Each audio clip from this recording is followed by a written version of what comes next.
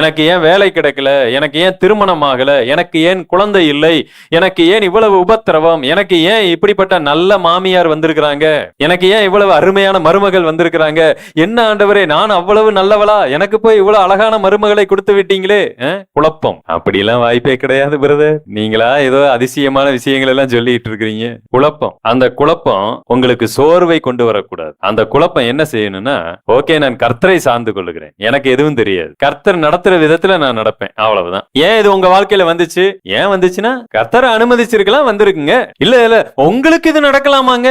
நீங்க எவ்வளவு தூரம் கர்த்தருக்கு நல்லா இருக்கிறீங்க, வாரம் ஆனா நீங்க எங்க போயிடுறீங்க? சர்ச்சுக்கு போயிடுறீங்க. இவ்வளவு தூரம் நீங்க இயேசுவை பத்தியே பேசிக்கிட்டு இருக்கிறீங்க. ஆனா இன்னும் பாருங்க உங்களுக்கு ஒரு குழந்தை இல்ல. இன்னும் பாருங்க நீங்க இன்னும் வாடகை வீட்டிலே இருக்கிறீங்க. உடனே அடுத்த நிமிஷம் என்ன ஆயிருவோம், நாம இருதயமே காணாம போயிறாங்க நமக்கு. ஆனா அவங்க கிட்ட அதெல்லாம் ஒண்ணு இல்லைங்க. ஓஹோ ஆஹா, எங்க வீட்டுல ஊர்ல சொந்த ஊர்ல நிறைய வீடு இருக்குங்க. ஆக மொத்தத்துல நம்மளை எங்கேயுமே வந்து தாழ்மையானவர்களை காமிச்சுக்கிறதே கிடையாது. அவங்க கிட்ட தைரியமா சொல்லணும், இதுக்கு பேரு ஆசீர்வாதம் இல்லைங்க, நாங்க சந்தோஷமா இருக்கிறோம் சொல்லுங்க. இந்த வீடு வாசல் இன்னைக்கு இருக்கும், நாளைக்கு போகுங்க.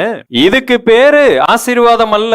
இது சந்தோஷத்தை எங்களுக்கு தராது. அவங்களுக்கு சொந்த வீடு இருந்தும் கூட சந்தோஷமா இருக்கிறாங்களான்னு கேட்டா எங்கேயுமே வாய்ப்பு இல்லை. கர்த்தர் இல்லாத இடத்துல எங்கேயுமே சந்தோஷம் இருக்காது. உண்மையான சந்தோஷத்தை அனுபவிக்கக்கூடியவங்க நீங்கள், நான். அதை நீங்க புரிந்து கொள்ள வேண்டும்.